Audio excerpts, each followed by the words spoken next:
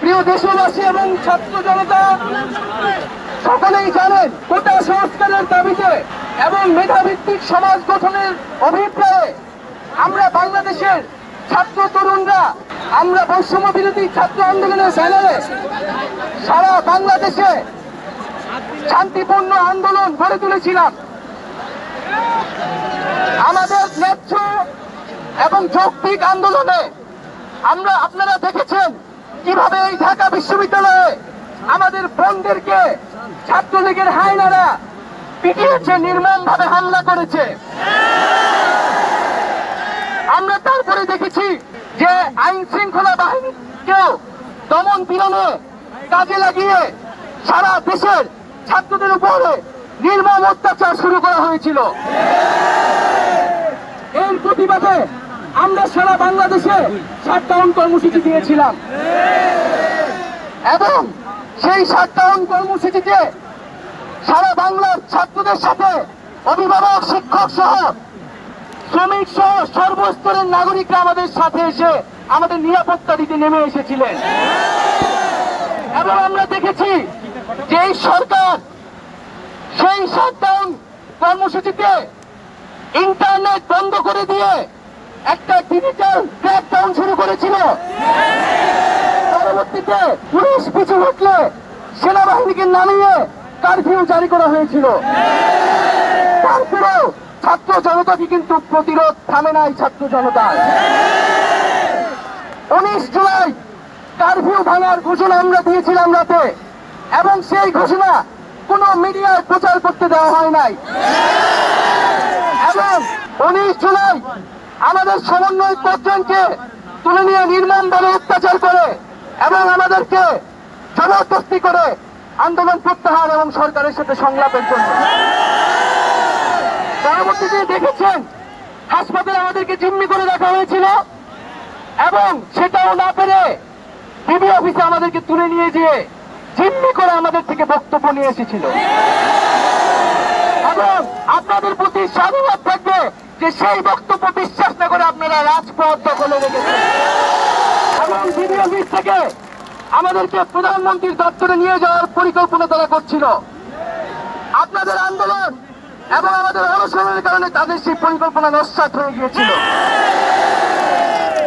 আমরা এখন স্পষ্টভাবে বলতে চাই, এই যে এতগুলা খুন হয়েছে, যেই লাশের হিসাবটা পর্যন্ত আমরা এখনো পাইনি। এই সরকার মানুষ খুন করেছে, মানুষ গুম করেছে, এখন সে লাশও গুম করেছে।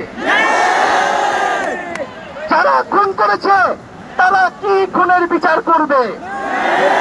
তাদের কাছ থেকে আমরা আর খুনের বিচার প্রত্যাশা করি না। যদি আমাদেরকে খুন গ্রেফতার করা হয়, মেরে ফেলা হয়, আমাদের যেই ভাই আমাদের খুন করা হলো, কিন্তু যেই মায়ের বুক খালি করা হয়েছে তাকে কি দেওয়া হবে?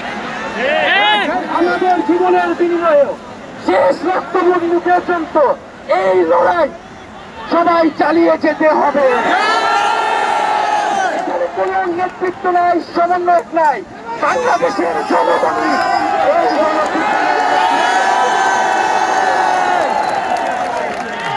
আমরা কিন্তু 71-এর অসহযোগ ঘোষণা করেছি। কোন গান্ধীবাদী অসহযোগ কিন্তু আমরা ঘোষণা করেছি। আমরা শান্তিপূর্ণ থাকবো যদি আপনারা অস্ত্র না চালান, আপনারা গুলি না চালান। কিন্তু যদি শিক্ষার্থীদের জন্য উপরে, নাগরিকদের উপরে অস্ত্র চলে, তাহলে কিন্তু প্রতিরোধ গড়ে তোলা হবে। আমরা হুকুমে আসামি, তার বিচার চাই। আপনারা বিচার চান কেন তারা খুন করতে আপনাদেরকে বাধ্য করা হচ্ছে?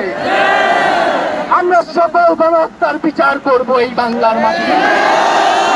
সর্বস্তরের নাগরিকদের উপরে, ছাত্রদের উপরে এই যে ব্লক রেড দিয়ে গ্রেফতার করা হচ্ছে, খুন করা হচ্ছে, নির্যাতন করা হচ্ছে, আমাদের ছাত্র নেতা, সমন্বয়ক এবং সাধারণ শিক্ষার্থী তাদের মোবাইল চেক করে তাদেরকে বাসা থেকে গ্রেফতার করে নিয়ে যাচ্ছে।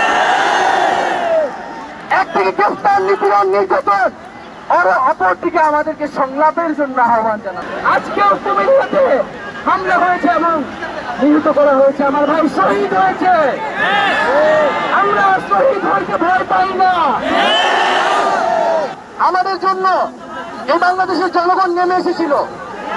আমরা এই জনগণকে মুক্ত করতে এখন আমরা আবার রাস্তায় নেমে এসেছি।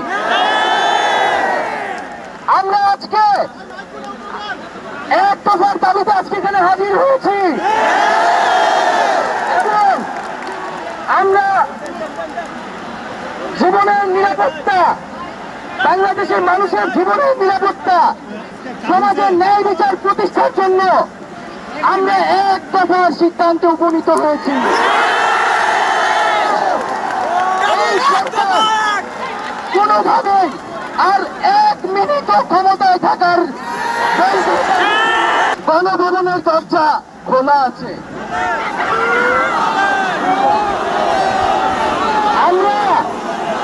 আমরা সাধুবাদ জানাই যে তিনি আগেই বুঝতে পেরেছেন যে গণভবনের দরজা খোলা রাখতে হবে।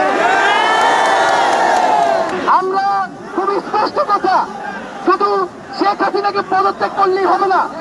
এই যে খুন, লুটপাট, দুর্নীতি এই দেশে হয়েছে, তার বিচার হতে হবে।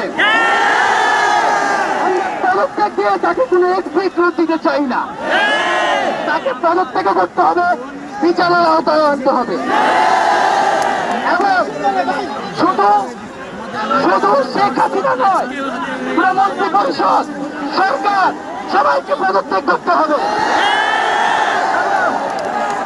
এবং এই যে রেজিম, এই যে ফ্যাসিবাদী শাসন ব্যবস্থা, এটাকে বিরোধ করতে হবে। এবং আমরা এমন একটি বাংলাদেশ গঠন করতে চাই, এমন একটি রাজনৈতিক বন্দোবস্ত তৈরি করতে চাই যেখানে আর কখনোই কোন ধরনের স্বৈরতন্ত্র, কোন ধরনের ফ্যাসিজম ফিরে আসবে না।